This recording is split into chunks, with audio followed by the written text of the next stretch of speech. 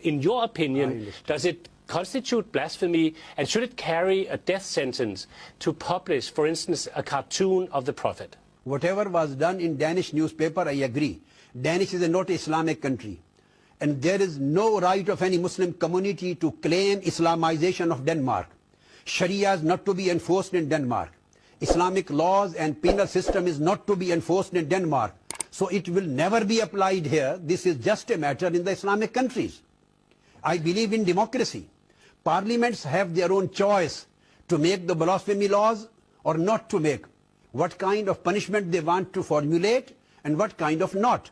So Danish parliament has its own right, freedom. So I would say no punishment for the cartoons publisher newspaper here in Denmark. So I would say no punishment for the cartoons publisher newspaper here in Denmark. So I would say no punishment for the cartoons publisher newspaper here in Denmark. So what this about is in not non-Muslim Pakistan? society and non-Muslim state. باقی تو تحقیق انہوں نے کی ہے نا اس Canada والے بغیرت کے بارے میں، اس دلے کے بارے میں، اس خنزیر کے بارے میں.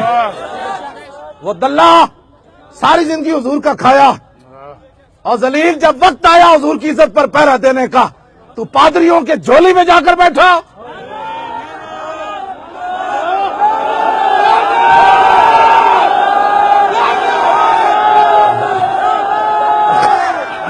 بہت سے لوگ کہتے ہیں کہ علامہ خادم حسین رضوی صاحب گالی دیتے ہیں، مگر کیا آپ نے ان حضرات کی گالیوں کے بارے میں کچھ سنا ہے؟ وہ جو لوگ لینے گئے تھے نواز شریف کو وہ انسان نہیں، وہ گدھے تھے، گدھے تھے. پیپلز پارٹی جھنڈا بھی نا ماں ترکاری سے دادے ڈمے بچے دے انسان بچے پٹھے کتے حرامزادے.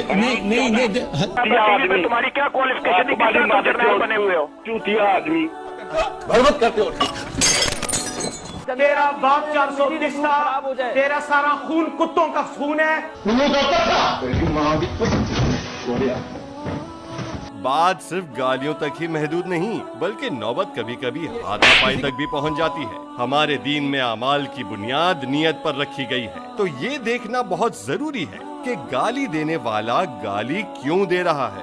یہ سیاستدان ایک دوسرے کو گالی اس لیے دے رہے ہیں کیونکہ سامنے والے نے ان کے لیڈر کو، ان کی ذات کو نشانہ بنایا ہے.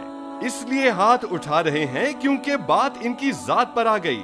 مگر جانتے ہیں خادم حسین رضوی کی جو کلپ ہر جگہ گردش کر رہی ہے وہ کب کی ہے؟ یہ کلپ غازی ممتاز قادری کی شہادت کے دوسرے دن کی ہے. اس دن ہر عاشق رسول کا دل غم سے بوجھل اور ذہن غصے سے بپرا ہوا تھا. امیر المجاہدین کا یہ غصہ اپنی ذات کے لیے ہرگز نہیں تھا، بلکہ اس بات پر تھا کہ اسلام کے نام پر حاصل کیے ہوئے ملک میں ناموس رسالت پر پہرا دینے والے غازی کو پھانسی پر چڑھا دیا گیا.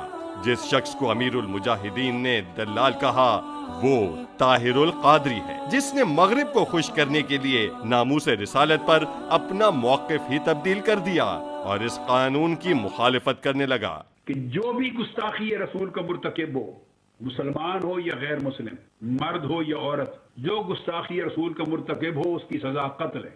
Whatever the law of blasphemy is not applicable on non-Muslims.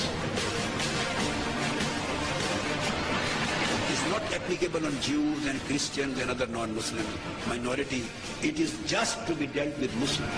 ایمان تاثیر کی آپ نے بات کی، جس شخص نے اس کو مارا whatever was the background وہ شخص قاتل ہے، اس کو قاتل ہونے کی حیثیت سے سزا ملنی چاہیے تھی. دلال کون ہوتا ہے؟ جو پیسوں کے عوض کوئی چیز فروخت کر دے. تو پیسوں اور شہرت کے عوض دین بیچنے والے شخص کو دلال کہنا کیسے غلط ہو سکتا ہے؟ یاد رکھیں، کوئی لفظ گالی تب بنتا ہے جب وہ حقیقت کے خلاف ہو، مگر حقیقت بیان کرنا گالی نہیں کہلاتا. مثلاً کتے کو کتا کہنا گالی نہیں، مگر انسان کو کتا کہنا گالی ہے. تو بتائیے امیر المجاہدین نے طاہر القادری کے بارے میں جو کچھ کہا وہ حقیقت ہے یا گالی؟ مسلم لیگ اور پیپلز پارٹی طاہر القادری کو اپنے سیاسی مفاد کے لیے برا بھلا کہیں تو جائز، مگر امیر المجاہدین دین کے دفاع میں اس پر تنقید کریں تو غلط. کیونکہ امیر المجاہدین نے جب بھی سخت زبان استعمال کی تو صرف اس کے خلاف جس نے دین سے غداری کی. میں آپ کو چیلنج کرتا ہوں کہ ایک بھی ایسی ویڈیو پیش نہیں کی جا سکتی جس میں امیر المجاہدین نے خود پر تنقید کرنے والوں کو برا بھلا کہا ہو. ان کا ہدف صرف دشمنان دین ہیں. ہم تو پھر بھی صرف سخت زبان پر اکتفا کیے بیٹھے ہیں. اب آئیے اصل مدے پر. سخت زبان تو سب نے استعمال کی. سوال یہ ہے کہ آپ کس کی سخت زبان کو نظر انداز کرنے کو تیار ہیں؟ ان کی جو سیاست کے لیے لڑتے ہیں یا ان کی جو دین کے لیے آواز بلند کرتے ہیں؟ فیصلہ آپ کا. ووٹ انہیں دیں جن کی لڑائی اپنی ذات سے شروع اور اپنی ذات پہ ختم، یا انہیں جن کی لڑائی دین کے دفاع سے شروع اور دین کے اقتدار پر ختم. Subscribe.